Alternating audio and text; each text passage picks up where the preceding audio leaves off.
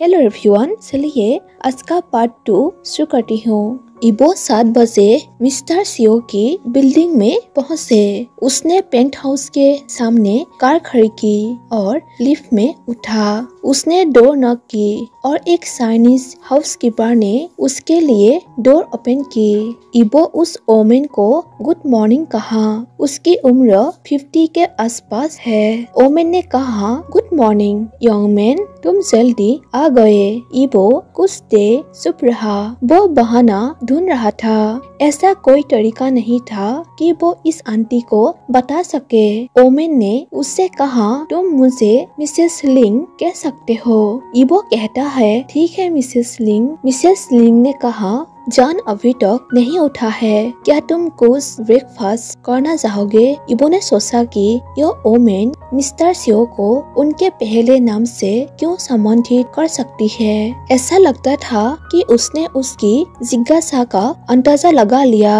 Mrs लिंग ने कहा, मैं चाइना में उसका हाउसकीपर हूँ। मैंने उसके लिए कई सालों तक काम किया है। वो मेरे लिए एक बेटे की तरह है। इबो ने हाँ में जवाब दिया। समझ में सिर हिलाया। उसी समय इसका पेट गुड़ाने लगा। आंटी लिंग ने कहा, तुम बहुत दुबले पतले हो। मैं तुम्हारे लिए एक बड़ा नाश्ता बनाती हूँ। और वो उसके लिए नाश्ता बनाने चली गई।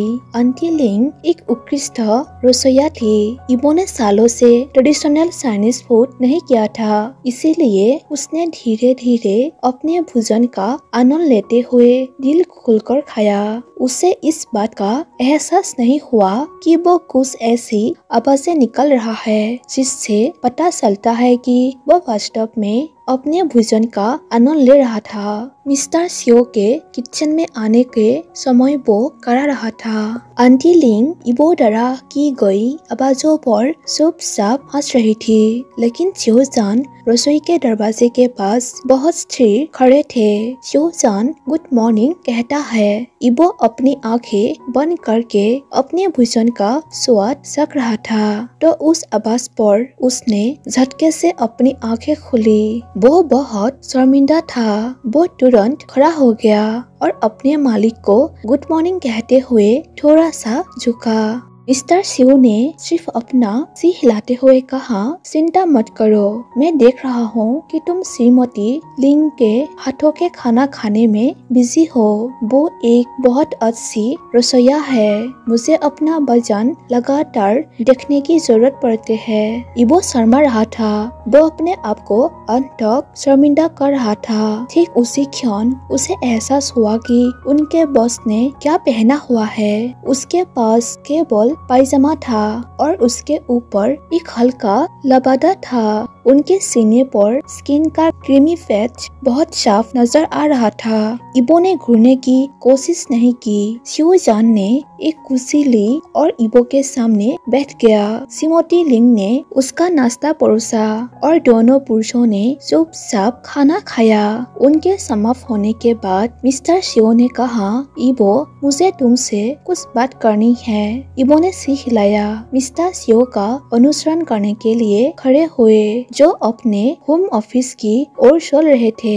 दोनों ऑफिस के अंदर गया। मिस्टर सियो ने कहा, प्लीज बैठ जाइए, मेरे पास आपके लिए कुछ क्वेश्चन और एक प्रस्ताव है। इबो जिज्ञासु और हिचकिचाते हुए बैठ गए। मिस्टर सियो ने पूछा, आप कितने साल के हैं? इबो ने शर्माते हुए उत्तर दिया, मैं 18 वर्ष का हूँ। उसने अपनी आंखें नीचे रखी। सियो की आंखों में चमक गायब थी, जो निश्चित रूप से इसलिए नहीं थी क्योंकि NYC में सहमति की उम्र 17 वर्ष है। सियो जान ने फिर पूछा, क्या तुम कॉलेज नहीं जाओगे? इबो कहता है, यह मुश्किल है। सियो जान कहता है, क्या मुश्किल है? क्या तुम जाना नहीं चाहते हो? क्या तुम्हें एक्सेप्ट नहीं किया गया? इबो कहता है, मुझे एक्सेप्ट कर लिया गया था, लेकिन कुछ चीजें हुई और मेरे पास अभी पैसे नहीं हैं। सियो जान ने पूछा, तुमने कौन सा स्कूल चुना है? इबो कहता है, हार्वर्ड। मिस्टर सियो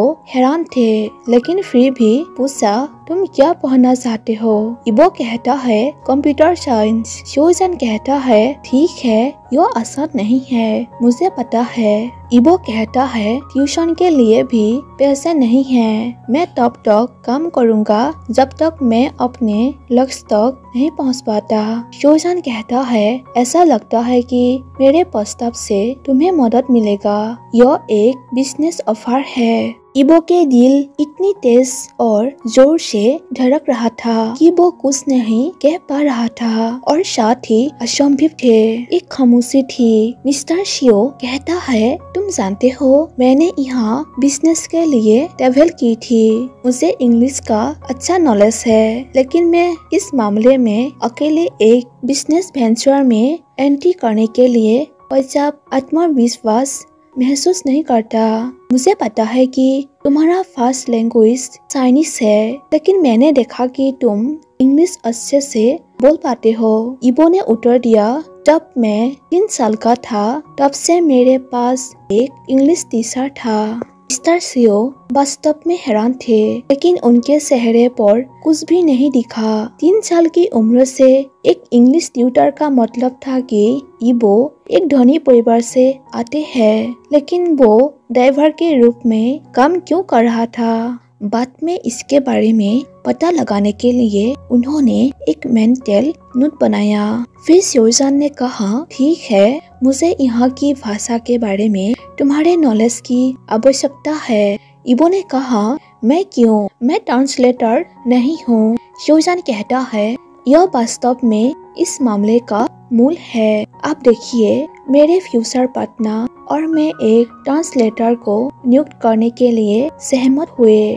उनके पास उत्कृष्ट साख है, लेकिन मैं उन्हें नहीं जानता और मुझे विश्वास नहीं है कि वो शायद नहीं लेगी। इबो कहता है, तो मैं वास्तव में क्या करूँगा? तभी बूढ़े आदमी ने जवाब दिया, तुम मेरे साथ बिजनेस मीटिंग में जाओगे और दिखावा करोगे कि तुम इंग्लिश बोलना नहीं जानते हो। फिर तुम दोनों साइड के लिए उसके ट्रांसलेशन को ध्यान से सुनोगे। मीटिंग के बाद तुम मुझे बताओगे कि क्या उसका काम सही था। इबो कहता है, मेरे वहाँ होने का क्या कारण होगा? क्या उन्हें डाउट नहीं होगा? इसका कोई मतलब नहीं है। शोजान ने जवाब दिया, मैं कहूँगा कि हम फैमिली है। इबो कहता है, वास्तव में किस तरह का फैमिली? शोजान कहता है, हम दिखावा करेंगे कि हम कजिन्स हैं। इबो कहता है, हाँ, यह काम करेगा, लेकिन मुझे आपसे इस तरह बात करनी होगी जैसे हम वास्तव में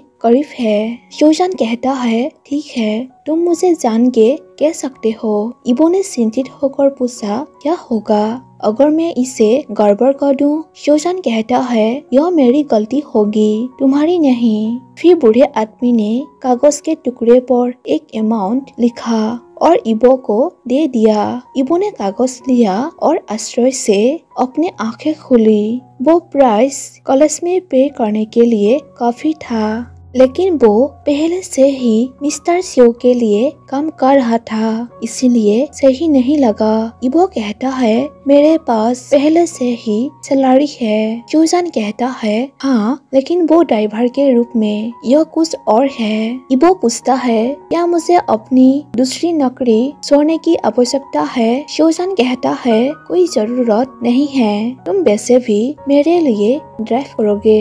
इबो कहता है, लेकिन यह अजीब लगेगा। शोजान कहता है, नहीं, अगर हम तुम्हारे द्वारा ड्राइव करने वाले कार को रिप्लेस कर दूं तो कैसा होगा? इबो कहता है, कोई प्रॉब्लम नहीं है। जान ने पूछा, क्या तुम जानते हो कि स्मार्ट कार कैसे चलानी है? इबो जानता था कि कैसे। मिस्टर शियो ने कहा, एक और बात है, तुम यूनिफॉर्म का यूज नहीं करोगे। तुम मेरे ससुरे भाई हो, याद है ना? खैर, इबो के लिए यह एक समस्या थी। उसके पास एक केयरफिट रेंजा के हिस्से को भरने के लिए कुछ भी नहीं था। यह उनकी अभिव्यक्ति में दिखा होगा, क्योंकि मिस्टर शियो ने जोड़ा। शोजान कहता है, इसके बारे में चिंता मत करो, हम तुम्हें सही अलमारी देंगे। क्या तुम सहमत हो? इबो ने ने सिर हिलाते हुए उत्तर दिया, शुक्रिया, यह मेरे लिए बहुत मायने रखता है। इबो ने बहुत हल्की मुस्कान दिखाई। शिवजान वास्तव में खुश और एक्साइटेड दिख रहे थे। अचानक शिवजान ने कहा, मैं तो लगभग भूल ही गया था, तुम्हें मेरे साथ यहाँ आने की जरूरत है। इबो के प्रति शिवजान द्वारा महसूस किए गए अत्यधिक आकर्षण से वो वास्तव में असंभव रह गया था। यह वास्तव में समझ से बाहर था। शिवजान पहले भी सुंदर पुरुषों से मिल चुका है। कुछ ने उन्हें इतना आकर्षित किया है कि वो उनके साथ बेइज्जती कर सके। कुछ अन्य उन्होंने दूर से ही उनकी प्रशंसा की थी। हालांकि उनमें से किसी का भी उस पर इतना तीव्र हिसाब नहीं था। शिवजान सोचता है इबो खूबसूरत थे, लेकिन बात कुछ और थे, कुछ ऐसा जो अभी तक पता नहीं चला। शिवजान अब थोड़ा गिल्टी महसूस कर रहा था। इबो के चेहरे का रंग उड़ गया था जब शिवजान उसे अपने साथ चलने के लिए कहा था। यह एक साहसिक कदम था, लेकिन यह इसके लायक था। इससे साबित हो गया था कि इबो उसके प्रति उदासीन नहीं थे। वो काफी घबराया हुआ लग रहा था। उसने पूरे वाक्य में भी उत्तर नहीं दिया।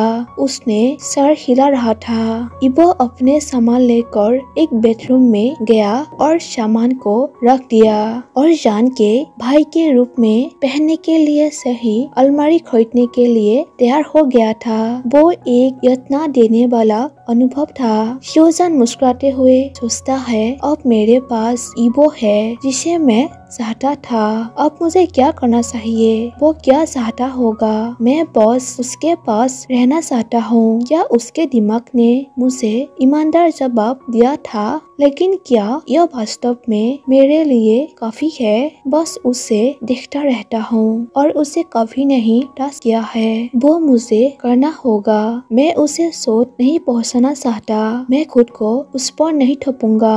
वो मेरी जान थी। शिवजान विचार में खो गया था, इसीलिए उसे एहसास नहीं हुआ था कि इबो चुपचाप उसके ओर चला आया था। इबो ने उसे बुलाया, मिस्टर शियो। शिवजान चौंक गया। उसने ऊपर देखा और इबो को लिविंग रूम के बीच में खड़ा देखा। शिवजान ने कहा, हाँ इबो, कहो। इबो ने कहा, मेरा एक सवाल है। शिवजान कहता है, मुझे बताओ, मैं इसे कब शुरू करूं? इबो ने सवाल खत्म नहीं किया था। उसने शर्माते हुए बस फर्श की तरफ देखा था। शिवजान ने पूरा किया, यह न्यूज ऑफ है तो कल सुबह आ जाओ। इबो ने समझ में सिर हिलाया। इबो कमरे से निकलने ही वाला था कि जान ने उसे बुलाया। इबो, याद रखो, तुम्हें और मुझसे परिचित होने की जरूरत है। इबो ने बस उसे देखा था। इबो ने पूछा, कैसे?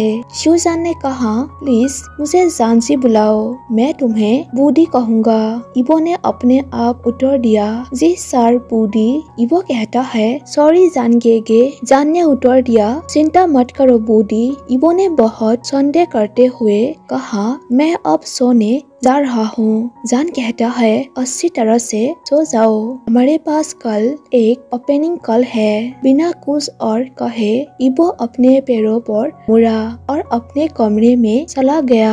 और यहाँ वो समझ रहा था कि उसने क्या किया था और खुद से पूछ रहा था कि एक मिनट के लिए वो कैसे सोने जा रहा है, यह जानते हुए कि इबो बगल में बिस्तर पर है। उसने खुद को हिस्की का एक और शॉट डाला और उसे पी लिया।